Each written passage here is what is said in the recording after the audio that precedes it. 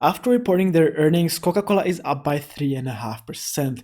But what is the reason for that? Well, partially they rallied because they did beat their earnings per share expectations by 3 cents and their revenue by 800 million. But the main reason for the rally is that they smashed organic sales expectations, lapping Pepsi's mark. So jumping straight to my stock screener, we will value the company using our fundamental 9-pillar analysis and later calculate its intrinsic value using our 4 valuation models.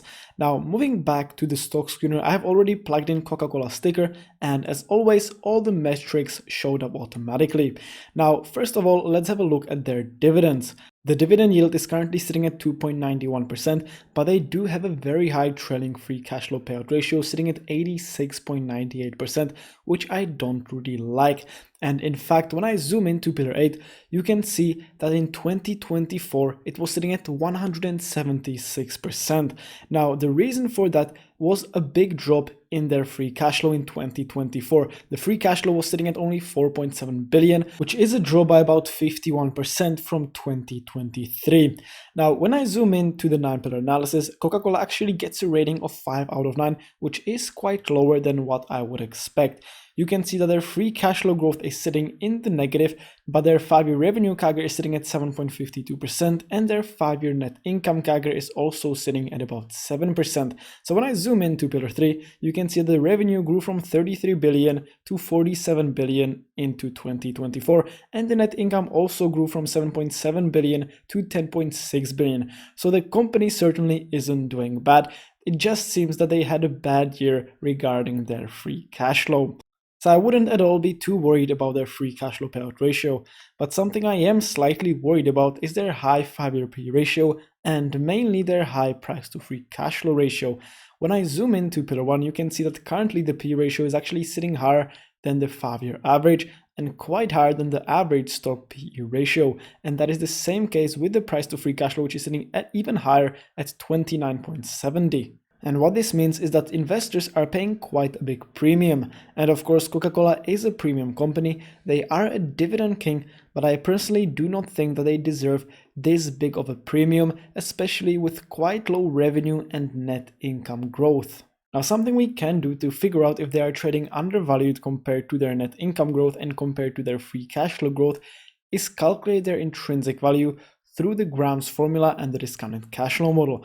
So first let's jump to the Graham's formula, and here I will plug in the 5-year earnings growth estimate at 9.30% into the future. I will then take the 5-year earnings per share, the base PE, the growth rate multiplier, the average yield on AAA corporation bonds, and the current yield on AAA corporation bonds, plug it all into the Graham's formula, and get an intrinsic value of $43.11, which is actually 36% lower than the current trading price. Now, regarding the free cash flow of the company, I will plug in the free cash flow over the past 5 years into the discounted cash flow model and calculate the negative average growth rate. Now, as I do believe that Coca-Cola will grow into the next 10 years plus, I will predict the high growth at 7%, medium at 6%, and low at 4%. I will then average all this out and get an average of 5.7%. And I will also change the initial growth number from 4.7 billion, that is the free cash flow from 2024, to 9.7 billion, so to the free cash flow from 2023. And after using our calculated growth rate, I will calculate the future free cash flow, and then I will discount it to the present value using our discount rate, which I plugged in at 7.5%.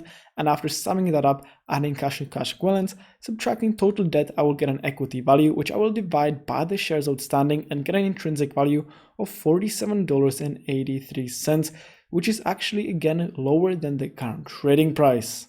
Now, of course, you might argue that Coca-Cola should be trading at a premium because they are a premium company, very stable, they are a dividend king, they keep paying out their dividends, but I personally don't think that they should be trading at this big of a premium. So jumping back to the 9-pillar analysis, let's have a look at some of the remaining pillars. The 5-year profit margin is sitting nice and high at 23.39%, but Coca-Cola has been decreasing their shares outstanding at a rate of only 0.01% yearly over the past 5 years on average, which I think is quite low for a well-established company such as Coca-Cola, because by decreasing their shares outstanding, they are essentially increasing the value of your shares as the earnings per share indirectly increase.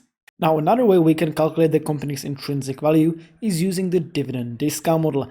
And here we basically project the dividend growth rate into the future, and based on that we calculate the intrinsic value. But how can we project the dividend growth?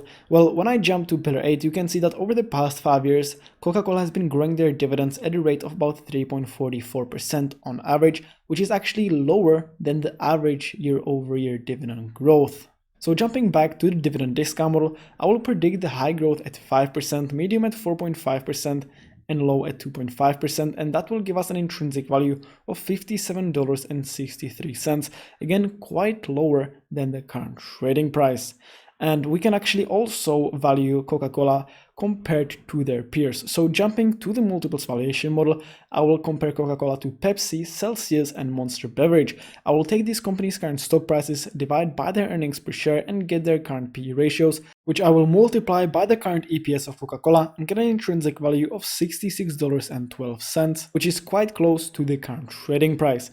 But now, when we average out the 4 valuation models in our ultimate valuation, we will get an ultimate intrinsic value of $53.67, which is actually 20% lower than the current trading price. So the company would currently be a hold. Now, I'm not saying that their stock price will drop by 20% in the years to come. What I'm saying is that based on the projected growth rate, their intrinsic value would be quite lower than the current trading price. And so I do think that their growth might slow down in the next few years, and therefore I don't currently own Coca-Cola in my personal portfolio, but instead I actually own Pepsi, which, as you can see, currently has a P ratio of only 20.85 and very recently reached their 52-week low, and therefore I found them a much better value to buy than Coca-Cola. And with that, if you'd like to download these fully automatic stock valuation spreadsheets, you can always do so at the link in the description. And with that, make sure to leave a like and subscribe, as it really helps me out.